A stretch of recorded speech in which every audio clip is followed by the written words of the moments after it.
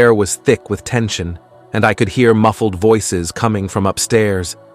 My heart pounded in my chest as I climbed the stairs, wondering what was going on. When I opened the door to my bedroom, I was met with the most shocking sight of my life: my mother, Nkechi, in bed with my husband, Chidi. Time seemed to freeze as I stood there, unable to process what I was seeing. My mother screamed at me to leave, telling me that it was their bedroom now. The betrayal was too much to bear. The betrayal was too overwhelming. My own mother, the one who had constantly shamed me for having a child out of wedlock, was sleeping with my husband. My name is Amaka, and I'm 24 years old. My life has been mostly simple, but it took a sudden turn when I found out I was pregnant. I have been in a serious relationship with my boyfriend, Chidi, for 2 years and 6 months. Chidi and I love each other deeply, and we have built a small business together. While our lives seemed to be going smoothly, we were not prepared for the unexpected news that was about to come our way. One day, I started feeling more tired than usual. At first, I thought it was just due to stress or my polycystic ovary syndrome, PCOS, a condition I had been dealing with for a while. I ignored the fatigue at first, thinking it would pass, but the exhaustion persisted. After a week, Chidi insisted that we visit the doctor. We were both in shock when the doctor told us I was pregnant. Despite the surprise, we were thrilled. A baby was something we had not planned for yet, but it still brought joy to our hearts. Although we were excited, there was one thing that worried me more than anything else: telling my parents. My mother, Nkechi, is a very religious woman, deeply devoted to the Roman Catholic Church. Every day, she would be at the church for one event or another, barely having time for anything else, even cooking for my younger siblings. My father, Ease, works long hours, from morning until late at night, and has always been the calm and understanding one in the family. When I finally gathered the courage to tell my parents, their reactions were very different. My mom was furious. She kept telling me that we had sinned, and that the baby was a product of sin since Chidi and I weren't married. She called me names, and it broke my heart to hear such hurtful words from my own mother. My father, on the other hand, was disappointed, but tried to be understanding. He knew we had a serious relationship, but it still stung that we had gone against their expectations. Nkechi's disappointment was more than just about my pregnancy. It became clear to me that she was embarrassed, not just for herself, but for what people at the church might say. My mother has always been very conscious of what others think. Her friends at the church were like an extended family to her, and their opinions mattered greatly. Her reaction wasn't just about me, it was about protecting her image. She kept sending me religious messages, Bible verses, and quotes about the sin of living with a man outside of marriage. While I understood her concerns, it hurt to be constantly reminded that I had let her down in her eyes. The weight of religious expectations became overwhelming for me, and I didn't know how to reconcile my happiness with my mother's disapproval. Through it all, Chidi remained my rock. He supported me in every way, reminding me that we were capable of raising our child and that we didn't need anyone's approval to do what was right for our family. Our business was thriving, and we were financially stable. We could afford to take care of the baby, even without the help of my parents. However, that didn't make the situation with my mother any easier. Chidi and I spent many nights talking about how to handle my mother's rejection. He always encouraged me to be patient and understanding, reminding me that Nkechi was reacting out of fear and embarrassment. While I appreciated his advice, the stress was starting to take its toll on me. I felt torn between my love for my mother and my desire to protect my growing family. One evening, after a particularly difficult conversation with my mother, Chidi did something I didn't expect. He proposed. We had always talked about getting married someday, but with the baby on the way, he felt that the time was right to make it official. He got down on one knee, right there in our small apartment, and asked me to be his wife. Tears welled up in my eyes as I said yes. It was a beautiful moment, one that reminded me of how lucky I was to have such a supportive partner. We decided to keep the engagement a secret for now, knowing that it wouldn't change my mother's reaction. But for us, it was a step toward building the future we wanted, despite the challenges we were facing. Shortly after we found out I was pregnant, Chidi and I made the difficult decision to move in with my parents. Our business was growing, but we needed more stability, especially with the baby on the way. My father welcomed us with open arms, though my mother was less than pleased. She barely spoke to me during the first few weeks, only addressing me to remind me of the sin I had committed. Living with my parents was not easy. My father's house was spacious, but the tension between my mother and me made it feel small and suffocating. Every day was a new struggle to keep the peace. My father tried to mediate, but even he couldn't calm my mother's anger. I began to wonder if we had made the right choice by moving in with them. Months passed, and before we knew it, our daughter Ada was born. The moment I held her in my arms, all of the stress and anxiety melted away. She was beautiful, and Chidi and I were overjoyed to become parents. Despite my mother's coldness, I hoped that Ada's arrival would soften her heart. However, things didn't change. Nkechi still refused to acknowledge our relationship, and she barely showed any interest in her granddaughter. It was painful to see her reject not only me, but also my innocent child. My father, on the other hand, adored Ada and spent as much time with her as he could. His love and support helped me get through the difficult days. After Ada's birth, Chidi and I decided to get married. We had planned a small ceremony, just with close family and friends, but it was important to us to make our relationship official. Despite the challenges we were facing, we wanted to solidify our commitment to each other. My mother refused to attend the wedding. She said she couldn't support a marriage that started with sin.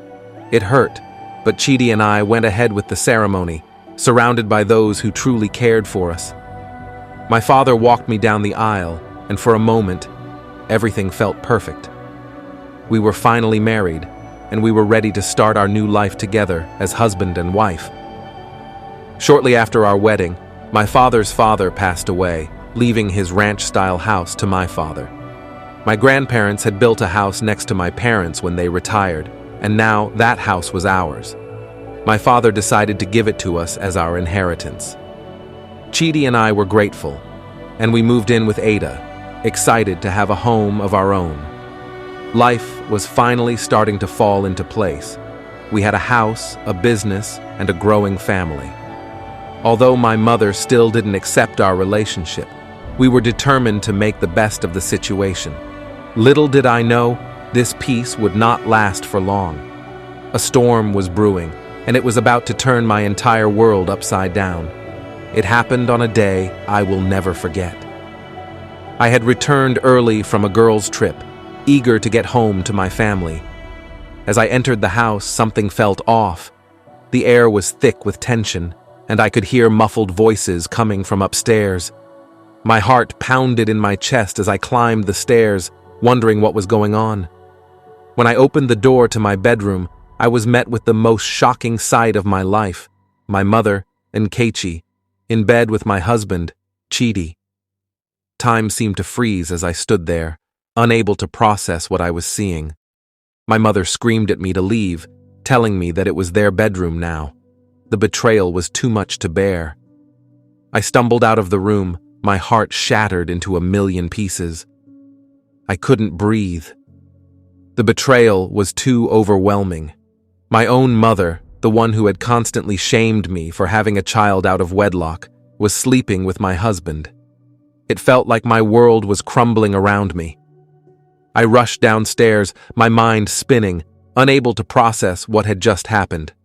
As I tried to gather my thoughts, I heard my daughter, Ada, coming home from school. I quickly pulled myself together, not wanting her to see me in such a state. My mother's words echoed in my mind. How could she claim to be so religious, yet do something so horrible? At night, I barely slept. I couldn't stop thinking about the betrayal. How has this been going on for a long time? How could Chidi do this to me? I knew I had to confront him, but I wasn't sure I was ready to hear the truth. The next day, I waited until Ada was at school before confronting Chidi. I could hardly look at him without feeling a wave of anger and disgust. He knew I had seen them, but he didn't seem remorseful at all.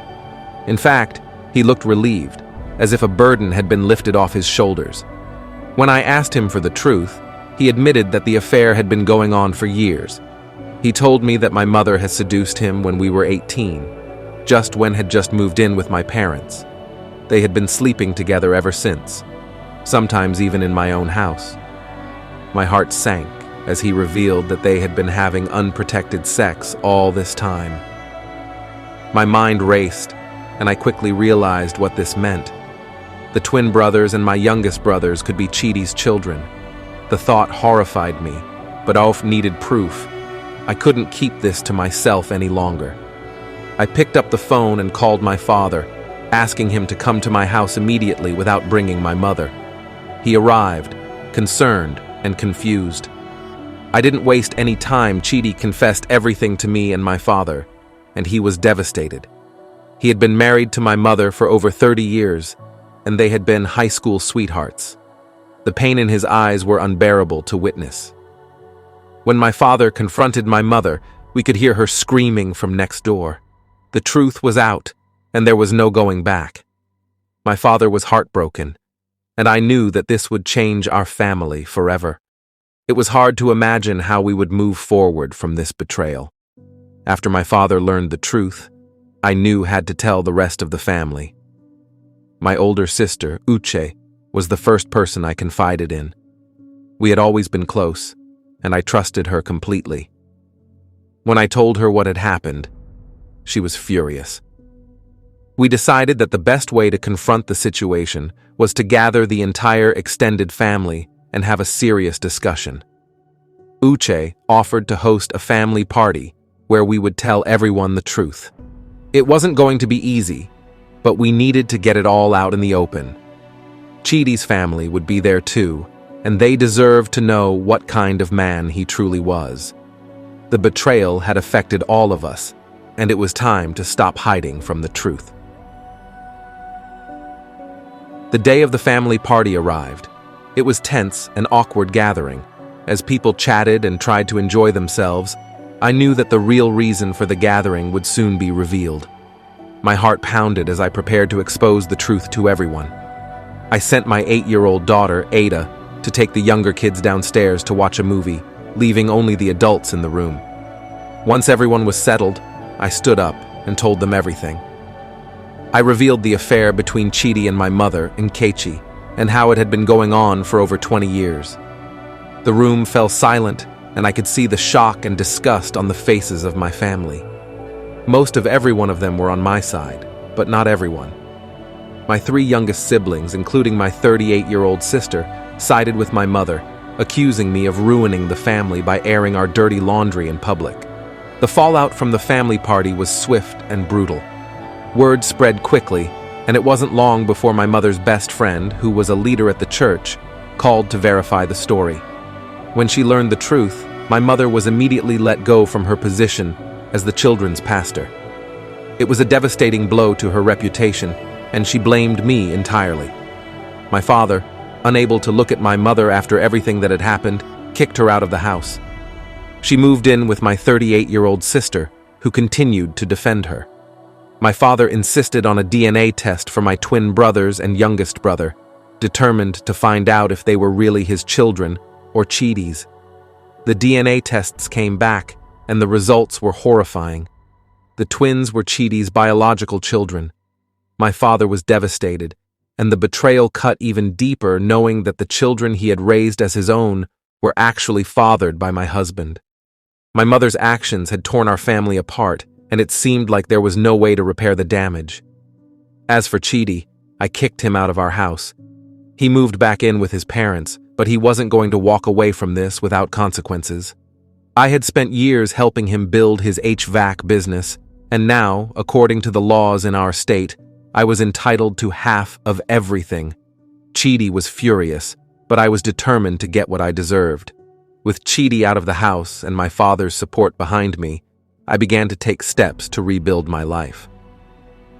My father and I discussed the possibility of me moving into his larger house, while he sold my grandfather's house to give me the money to start fresh. I needed a Nev place, free from the memories of betrayal that haunted me in every corner of my current home. Although the legal process was long and draining, I had a good lawyer, and I was determined to come out on top. My mother's betrayal still weighed heavily on my heart, and struggled with anger and bitterness every day. But I knew that Elle had to keep going for my children's sake, and for my own. My children were the most important thing in my life, and I knew that they would be affected by everything that had happened. My oldest two children, Ada and Chinedu, had completely cut off contact with their father. They were hurt and angry, and I couldn't blame them for wanting nothing to do with him. I hoped that one day we could all heal together as a family, but I knew it would take time. The wounds were still fresh, and it would be a long time before we could truly move on from the betrayal that had torn our family apart. One important lesson we can take from Amaka's story is that betrayal, no matter how painful, does not have to define your future. Healing takes time, and support from loved ones can help rebuild your life. Remember, your strength comes from within, and your happiness is worth fighting for. If you found this story impactful, please like, share, subscribe, and leave a comment below. Thank you for sticking with us to the very end.